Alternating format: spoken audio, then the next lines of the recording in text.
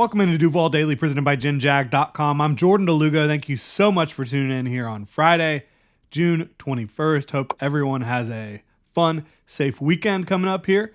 Today, we're going to talk about the Jaguars' ceiling in 2024 and their floor.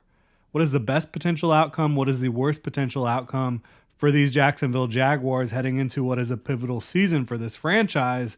A team that maybe externally doesn't have massive pressure on them, but internally certainly there is. Like, this is a team that expects to compete to potentially play in February, right? So we're going to dive into it today. I think it's a fun topic to ponder. Really appreciate y'all tuning in. If you enjoyed the content, please like, subscribe, hit that notification bell. You can also check out genjag.com/shop, pick up some new Duval gear, become a channel member here on YouTube. So we'll start with the offensive side of the ball. I think offensively, there's potential for a borderline top 5 overall unit. I don't know that there really is a ceiling you can put on this offense. When Trevor Lawrence was healthy from like week 6, 7, 8 of the 2022 campaign, his first year under Doug Peterson, first year with a lot of these new skill position pieces, right? Into 2023 till like week 13, when he got really injured, they were close to being a top 5 offense. They were certainly a top 10 offense during that stretch. And even with some clear flaws, they were able to achieve that. I don't think you can look at this team now on offense and point to a glaring hole. I think that they have improved their roster on offense significantly over the last couple years. The offensive line is much better entering 2024 than it was in 2023. The pass pro looks really, really strong. Cam Robinson is a strong pass protector. Ezra Cleveland, while I think throughout his career he's been a better run blocker than pass protector, is still a much better pass protector than what you were entering the 2023 campaign with at left guard. Mitch Morse is a massive upgrade in pass protection and in the run game over what you had entering the 2023 season at center. Brandon Sheriff has been one of the best pass protecting guards in the NFL for the Jaguars. And then Anton Harrison, as a rookie, did a hell of a job in pass protection. So I think the pass protection looks really strong for Trevor Lawrence. I think that the wide receiver group has more complementary skill sets. We talked about that yesterday than they did in 2023. You have a group that makes more sense. You have a true X receiver. You have somebody who can play the Z at an extremely high level. You have a slot receiver. You have the move tight end as well. I think Devin Duvernay is probably an upgrade over what they had at wide receiver 4 in 2023. Travis Etienne is extremely exciting as a runner and out of the backfield. You know, Gabe Davis is better than Zay Jones. Brian Thomas Jr. has more verticality, more length, more speed to his game than Calvin Ridley did. And again, he has the benefit of a Gabe Davis out there ready to play on the line of scrimmage. So Brian Thomas Jr. should be able to get more free releases. Evan Ingram and Christian Kirk, so much rapport and chemistry with Trevor Lawrence. You're now going into year 3 together, right? So I think the other thing is, can the run game get more consistent? I think the personnel is there for it to get more consistent. I think that, again, Ezra Cleveland and Mitch Morse being big upgrades in the run game on the offensive line, the interior of the offensive line. And before anybody says it, yes, Ezra Cleveland was in Jacksonville for part of the season last year. No, he was not healthy. Okay, so we can get that out of the way. The question is, can they improve as a unit, as a run blocking unit? That's going to depend on the coaching. They're saying that they are committed to focusing more on what they're good at and maybe not throwing as much crap at the wall, maybe not trying to be as diverse in the run game, but just getting good at some things and then building off of that.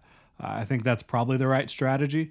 Again, I think that they have upgraded the personnel on the interior to be a better run blocking team. You would hope that in year 2, Anton Harrison improves as a run blocker to an extent as well. Not coming off of, or not playing with a injured shoulder all year should help him in that regard. Not being a rookie should help him in that regard.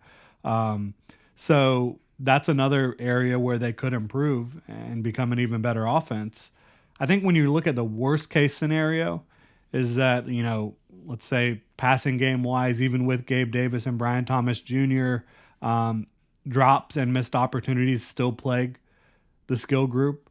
Short yardage running game and red zone are still pretty major issues despite an immense focus on those areas this offseason.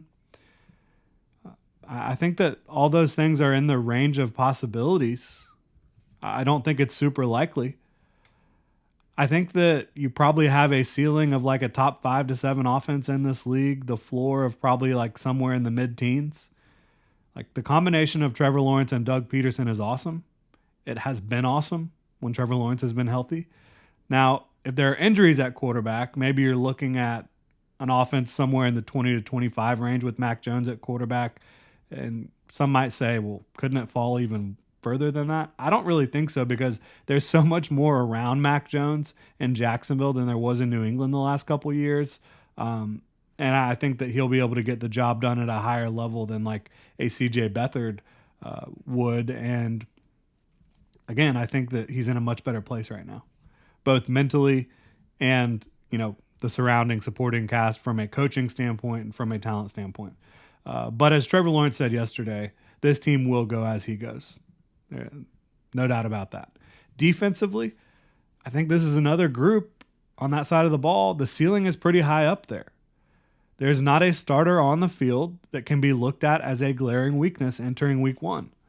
The defensive front has the potential to be dominant.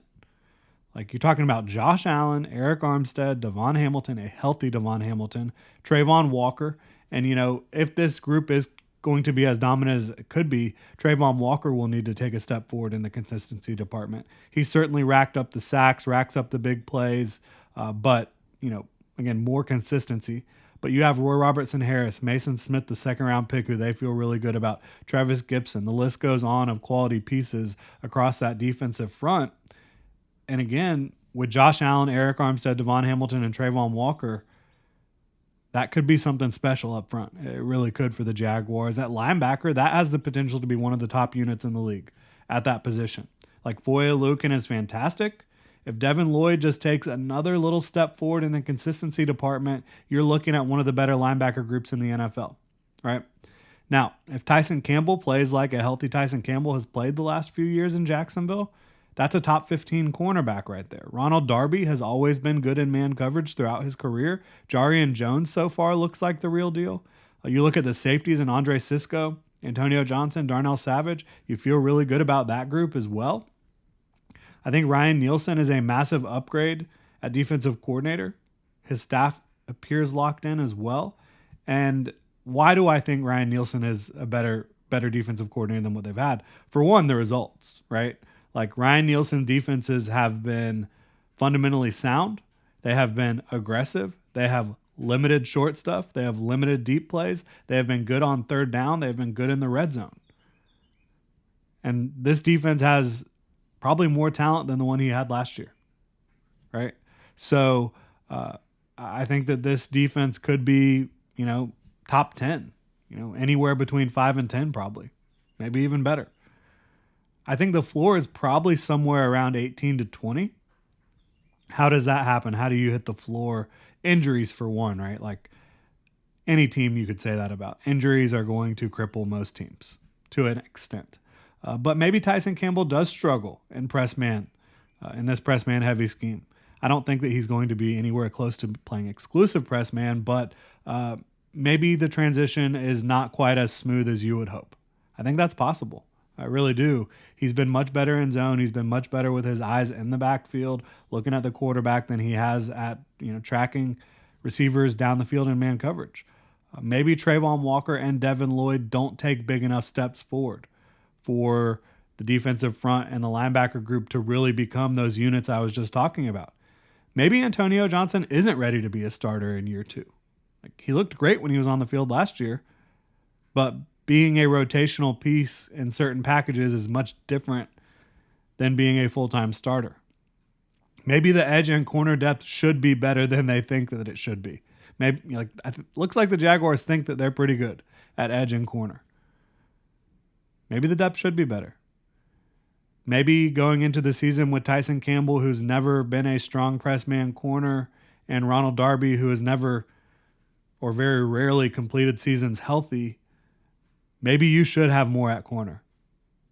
Maybe you should have more at edge behind Josh Allen and Trayvon Walker. I think Travis Gibson is a good edge player, but beyond that, you don't have anything proven. Yasir Abdullah, yes, is going into year 2. But yeah, I think that you could make the argument that corner and edge should have been more priorities in terms of making sure there's good quality pieces beyond the pieces that you do currently have. So, yeah, I think that they could certainly fall to, around 20 on the defensive side of the ball. But I think they're going to be well coached. I think they do have enough talent, especially in the front 7 and at safety, to be a good unit. So I honestly feel like the floor with a healthiest Trevor Lawrence for this football team, playing with a little bit more injury luck around him, is probably like 8-9, 9-8, missing the playoffs barely. The reason I feel that way is because I think they're well coached. I think that Trevor Lawrence, again, when healthy over the last 2 years, after he got his feet under him in this Doug Peterson offense, this team did not lose a lot of football games during that stretch. If Mac Jones has to play for an extended period of time, maybe 6 to 7 wins would be the floor. But if you're talking about this team on paper, I think 8-9, 9-8 is probably the floor. And that would be, again, in my opinion, if Trayvon Walker doesn't take a nice step forward, if Devin Lloyd doesn't take a nice step forward, if Tyson Campbell does kind of struggle in his transition, if Ronald Darby does miss time, if Antonio Johnson doesn't quite feel ready to be a full-time starter, if the running game doesn't get going at a more consistent level, if all those things happen, I feel like the Jaguars are probably 8-9, 9-8. Like, it's still a decent football team. Now, the ceiling, if things hit the way they could, with this group of talent on both sides and the coaching, I think it's 12-5, 13-4, AFC title game appearance. I'm not going to sit here and say that this team has zero chance of making it further than the AFC Championship, but the Chiefs are one tough nut to crack. I know they were close to doing it a couple years ago, the Jaguars were. Obviously, Mahomes missed some time in that game, was playing injured. But there are a bunch of other talented teams as well that are well coached in the AFC. So I'd say realistically, the ceiling is probably the AFC title game. But if they get there, you never know. You never know what could happen, and you never know what the matchup will be, etc. I do think that this is the most talented Jaguars team that they've had since Trevor arrived. I do believe that. I think it's probably the most talented team that has been in Jacksonville easily since 2017. And when you look at the quarterback situation, maybe since, late 90s, early 2000s, honestly. I think this is a very talented football team. Probably the best coaching staff that you've had since, the Jaguars were at their height, late 90s. I'd have to say that. So I think that there should be big-time expectations within the building. I expect big things from this football team in terms of, contending for the division, making the playoffs, and showing out, at least in the wild card round. Beyond that, you never know what could happen because it is such a talented AFC. But there are questions that I mentioned that could also potentially hold back the team just a little bit. We'll see how it plays out. But I believe in Trevor Lawrence and Doug Peterson and a lot of the talent that they have amassed in Jacksonville.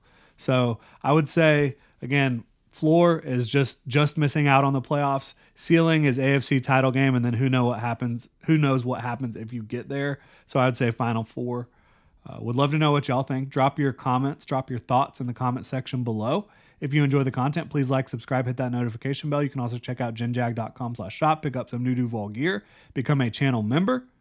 Y'all have a good one.